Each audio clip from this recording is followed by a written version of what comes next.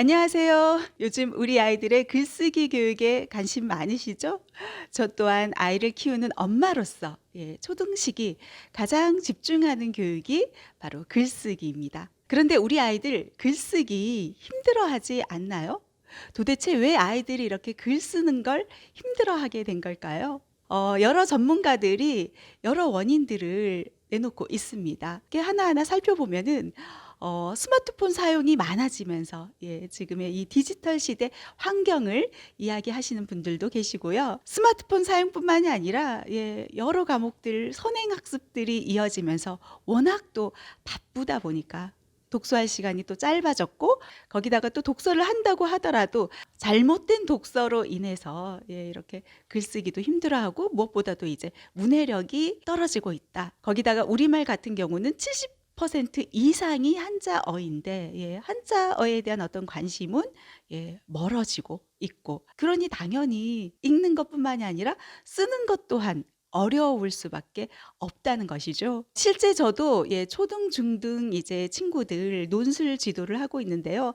아이들 만나 보면은 쓰는 것뿐만이 아니라 일단은 읽는 것부터 힘들어합니다. 글자 자체만을 읽어 내려갈 뿐 이해하는 것도 힘들어하고요. 어떻게 또 해석해야 하는지 글의 전체적인 그림을 들여다보지 못하고 단순히 글자 안에 갇혀서 이제 바라보는 그런 아이들이 많다는 거죠. 그런데 이렇게 우리 아이들의 글쓰기 지도하는 거 어떻게 지도해야 될지 너무 어렵다 하시는 분들을 위해 가지고 우리가 좀 친숙하게 다가갈 수 있는 방법은 없을까 해서 제가 여러분께 소개하고 싶은 게 바로 편지 쓰기입니다. 편지 쓰기. 아이들의 어떤 글쓰기 실력도 향상시켜 줄 수 있고요. 그리고 무엇보다 부모와의 어떤 원만한 관계를 유지시켜 줄 수 있는 아주 좋은 방법이지 않을까 생각되는데요. 오늘 여러분께 가지고 온 편지 쓰기 주제는 바로 미래의 1년 뒤 나에게 편지 쓰기입니다. 새 학기 맞으면서 다짐들 굉장히 많이 해 나가잖아요.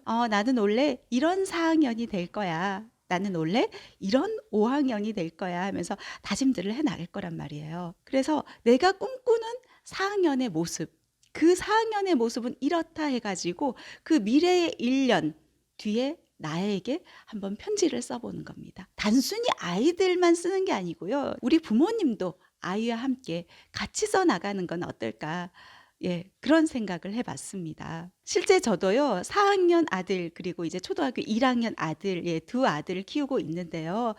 첫째 아이 4학년 아들과 함께 이 편지 쓰기 프로젝트를 진행을 했거든요. 그래서 나 자신에 대한 어떤 롤 모델을 한번 그려보고 그 모습에 다가가기 위해서 우리 한번 같이 노력해보자 해서 편지를 써 나가 봤거든요. 사실 아들에게 써보자 하면은 막막해요. 어떻게 써야 되는 거야? 그래서 엄마랑 같이 쓰는 게 엄마가 써서 어떤 예시를 만들어주는 겁니다. 이 엄마의 편지를 읽어보면은 딱 느낌이 와요. 힌트를 얻게 돼요. 그래서 엄마 됐어. 나 이제 써볼 거야 해서 열심히 노력해서 편지를 써보게 된다는 겁니다. 저는 어떻게 1년 뒤의 모습에 대해서 목표를 세웠냐 하면은 제가 이제 작가의 식탁 TV 초중등 교육 채널 운영을 하고 있거든요. 그래서 지금 구독자 1000명에 도전을 해 나가고 있습니다. 그래서 그 1000명을 이루는 게 제 2022년도의 목표거든요. 그래서 그거 관련된 편지를 짧게 한번 써봤어요. 한번 들어보실까요? 구독자가 어느새 1000명이 넘었네.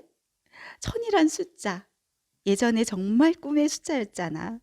얼마나 기쁘고 감격이니? 그동안 열심히 한 과정을 다 알기에 더 토닥토닥 응원해주고 싶구나. 수업하느랴, 아이들 돌보느랴, 시간적으로 여유가 부족하지만 어떻게든 성실히 해본다고 노력하던 모습들. 하루하루 그 모습들이 머릿속을 스치는구나. 앞으로 더 성장해 나가는 너의 모습 기대할게. 이렇게 엄마의 편지를 썼습니다. 이 편지 짧게 이렇게 써봤는데 이 편지를 보고 아들은 더 자세히 또 풀어내서 편지를 쓰더라고요. 아들의 편지까지 소개해드리도록 하겠습니다. 오늘도 6시에 일어나느라고 얼마나 힘들었을까? 아니지, 이제는 힘들지 않잖아. 처음엔 힘들었지만 계속 꾸준히 하다 보니까 이제는 이게 너무나도 자연스러운 일상이 되었잖아. 이젠 오전 6시 기상 문제없이 가뿐히 일어나잖아. 힘든 건 한순간일 뿐이야. 계속 성실히 노력하고 노력하더니 정말 김미경 강사님 말씀처럼 새벽 4시 30분에 기적이 있는 것처럼 우리에게도 이렇게 오전 6시에 기적이 찾아왔네. 그동안 너는 한국사에 대해선 그 누구보다도 자신감 있게 설명해낼 수 있는 수준의 한국사 박사가 됐고 하루하루 영어 문장 외우다 보니 이제 영어 대화가 어느 정도는 가벼운 수준의 그까짓 것쯤이 됐잖아.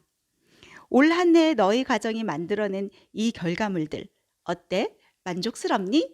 아들의 편지였습니다. 아들이 김미경 강사님 있죠? 영상을 보더니만 4시 반에 기적을 이루겠다고 한 거를 제가 너무 이른 시간이다 해서 우리 그냥 6시에 기적을 이루자 해서 제안을 했더니 이제 6시마다 공부를 해 나가고 있고 또 한국사 공부에 요즘 빠져가지고 한능검 시험 보겠다 해가지고 아침부터 일어나가지고 도전해 나가고 있거든요. 그게 이제 올해의 목표입니다. 그 이야기를 이제 편지 안에 담아본 거거든요. 이런 식으로 각각의 또 편지를 써가지고 목표를 세워나가는 건 어떨까요?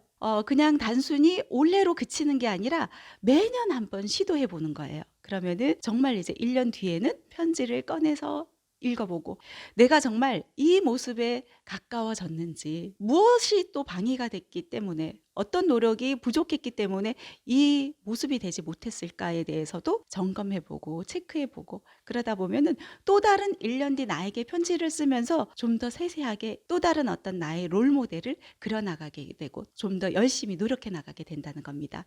이게 혼자가 아니라 둘이에서 더 좋은 점은 같이 서로 응원하고 격려해 줄 수 있다는 겁니다. 지금 4월이긴 합니다만 새학기 3월 워낙 또 코로나로 인해서 좀 어수선했고요. 새학기 또 적응해 나가다 보니까 좀 바쁜 시기였었잖아요. 지금 4월 좀 차분하게 우리 자녀들과 함께 미래의 1년 뒤 나에게 편지를 쓰면서 새로운 다짐, 목표 세워나가 보는 것 어떨까요? 오늘 반가웠습니다.